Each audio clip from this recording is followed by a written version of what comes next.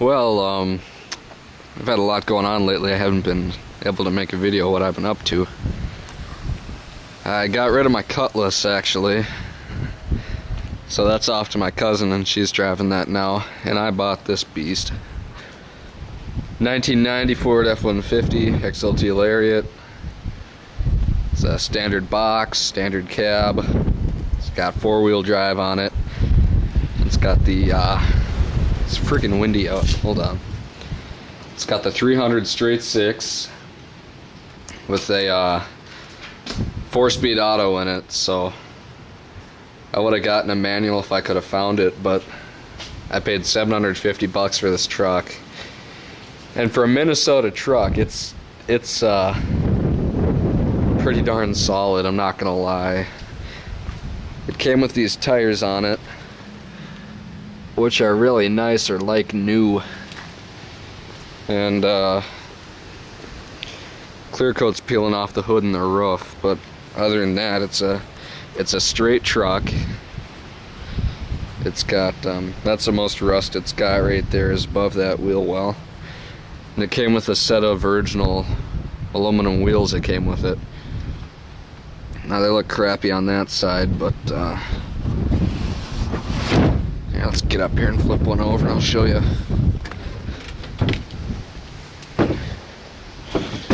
But these tires are junk, but all the rims look like that. They're really nice. All I did was hit them with a pressure washer. I didn't really scrub on them at all. It's got a bed liner in it. Here's a little more rust. That's the only big dent right there, is in that stainless trim. It's been raining, so I got water dripping out of there. And the wheels that are on it now were some aftermarket something, I guess. They're steel, and they got a stainless steel trim ring around the edge, and they've got those Ford centers in them. And it was having electrical trouble when I bought it. I think all the wiring to the fuel pump is shot or something, or there's some short somewhere. So for the time being, my grandpa wired up a line right to the fuel pump so I can run that manually from here. And it didn't turn on. What the hell? What if I gotta have the key on? I shouldn't, but alright, let's see. 160,000 miles on it, which isn't bad. Radio works. Well, that's weird.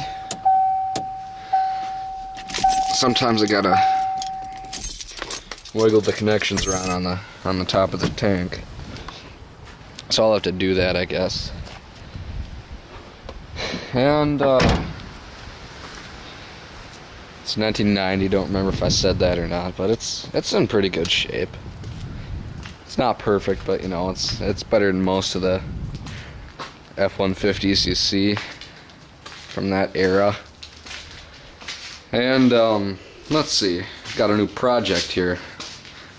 I picked this up for free. Had a free sign on it right by school. It's a I don't remember who makes it. Let's see. Came with headlights. It's a Dynamark 3-stage. For those of you who haven't seen a 3-stage snowblower before, that's what it looks like. It's got twin augers, and it's got that that impeller back there too. I had this fire on starting fluid. I haven't really done anything to it. Sprayed some down the plug hole, and it fired. And it's got good compression, and it's got good spark. 8 horsepower Tecumseh with a generator in it to power those lights. And I'd say it's a pretty good snowblower. It's heavy duty. It's got tire chains on it, and it's not it's not that bad a shape, I don't think. I don't even see this. What do we got here? Clutch on, clutch out, or clutch in and clutch out. Huh. Nifty. I don't know, I'll have to get to that later. And my brother likes to park extremely close to all of my stuff. Here's a jack that I picked up for free also. Different guy, but still free, so it matters. And I've got it tipped upside down right now. One of the wheels is put together wrong by some moron. And of course they messed up the threads on the bolt that holds it there, so I'm going to have to get out the angle grinder and cut that off and put a new bolt in and all that good stuff. And I'm having trouble with the ski rule, timing's off or something. And it's the end of May. I pulled this thing in from the woods maybe mid-March. And I mean I literally pulled it by hand with a rope. It's a lot heavier than you think it would be once you're pulling at 100 yards or so. And this is the trimmer that I picked up. I picked up a trimmer along with that snowblower over there. And this actually runs. I had this running today, and I used it to trim and stuff. I'm not sure who makes the motor, but I've got one for parts. It's just like it. It's a Ryan IDC, and IDC is Inertia Dynamics Corporation apparently. And doesn't say who made it, but there's a serial number. I don't remember the name of the company on the parts motor that I've got, but it's in good shape. It runs, it works like it's supposed to.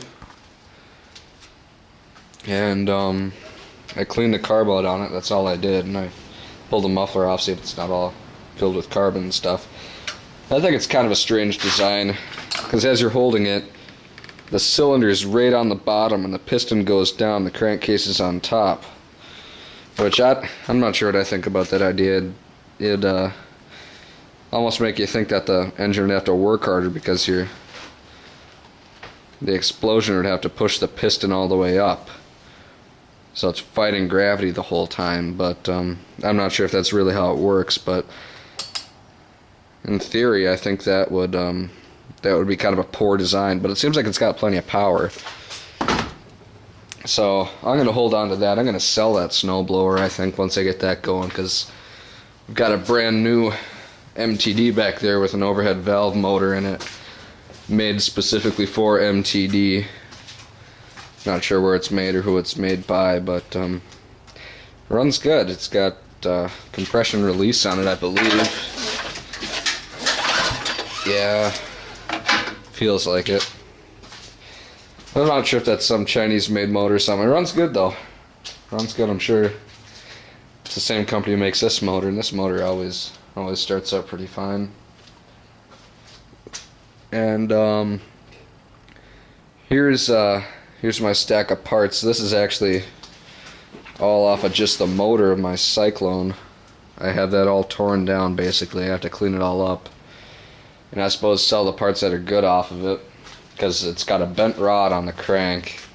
And of course, unless I find a replacement rod somehow and send that off to a machine shop and have that whole crank rebuilt, I'm just gonna have to find either another crank or another motor. And I'm thinking just another motor, because I'm sick of that stupid thing. The stator's bad on it, the high-speed winding, you know. So, yeah. And I don't really know what else I've been up to, other than what I told you. I don't have any running snowmobiles right now. I'm kind of bummed about that, but it gives me something to work on, I guess.